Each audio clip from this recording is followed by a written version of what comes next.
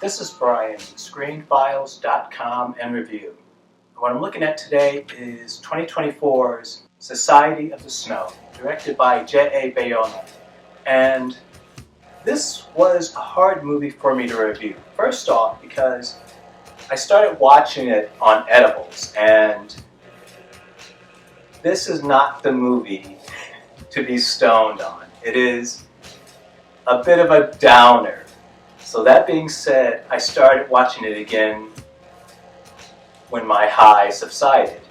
And this is a fascinating movie and a very good one, but it's not something that I think a lot of people are going to get into. Society of the Snow is based upon the 1972 crash of an Uruguayan Air Force plane in the Andes. The flight contained the members of a rugby team that were on their way to Chile, and they survived in the Andes for 72 days. And they were able to do this by eventually eating the dead passengers that didn't survive the flight. And it was covered prior in 1976 in the movie Survive! And in 1993 with Alive. The 1976 movie was not very well received. The 1993 movie was better received. J.A. Bayona was working to achieve a certain truthfulness in his shooting. He was trying to reenact, the crash in a manner that was truthful to the crash. Society of the Snow is not a heroic movie.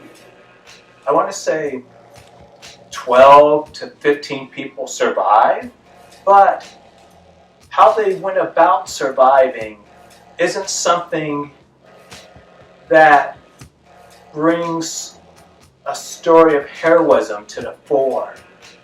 It's not that at all. It's people doing whatever they can to live another day. And that's not a bad thing, because I think we get too obsessed in the United States, in particular, with heroes. Sometimes there are situations that are so dire that people respond in the best way they know how. And that's not necessarily a heroic way. It's the only way they can find in the moment to survive. And that's pretty much the situation with the survivors of Flight 571, as depicted in Society of the Snow. They do heroic things, but there are no heroes in this movie. There are just survivors, which makes it somewhat hard to watch. They eventually do become cannibals, but as events of the movie depict, this was not an option, in the sense that you either put that moral shit aside or you die, period. There is no wiggle room. They were in the Andes for 72 days, I want to say, 71 or 72. And the question wasn't, do we eat or not eat these people? The question really was, do we do this or do we die? Period. There is no heroic answer to this question. And these people were not heroes. It so bothers me the way the word hero tends to be thrown around. Kind of like fascism. I think it's a word that's not well understood and overused. And in Society of the Snow, there are no heroes.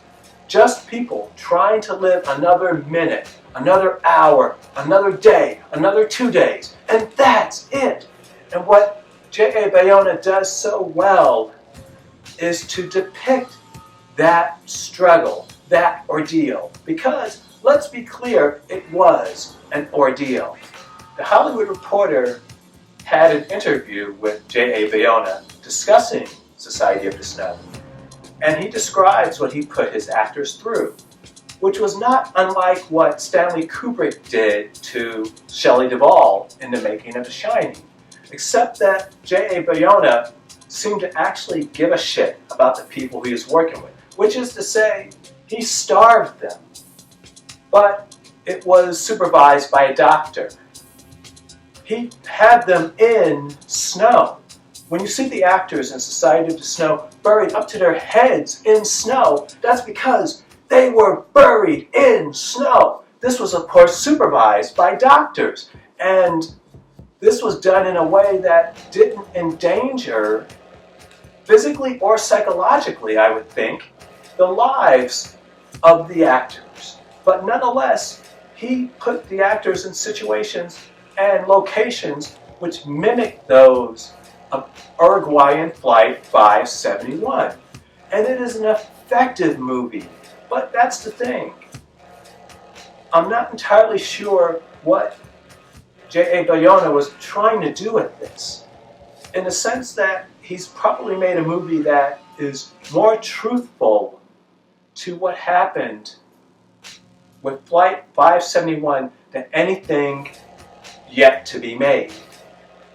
But I'm not sure it needed to be made. It's an interesting thing. The movie cost somewhere in the ballpark of $70 million.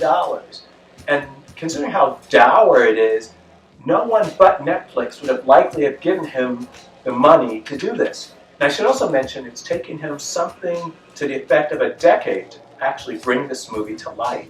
Once again, that Netflix gave him $70 million to produce this movie is commendable. That he went so far as to not only film in the areas where the incident actually happened, but to use Uruguayan actors was commendable. That he didn't make this a story about heroism was commendable.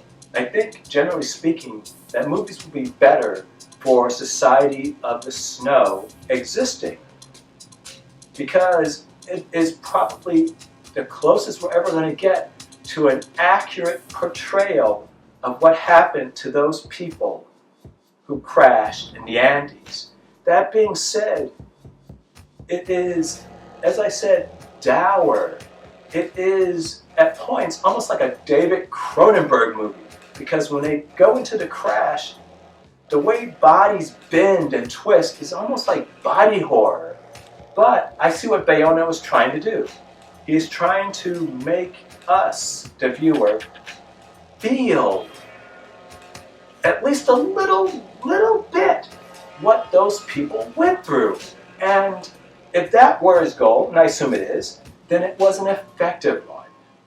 But by the very nature of achieving that goal, no matter the degree, it makes Society of the Snow something a lot of people will probably not watch, because it is not something made for everyone. And it is not, despite the fact that there are survivors, something that you can hold your head up high about. That there were any survivors at all is kind of remarkable, frankly. But their story is tragic and sad, and there are no heroes. So what do you think? This is Brian with ScreenFiles.com and Review. Do you agree, disagree? Let me know down below. And as usual, consider a like or a follow.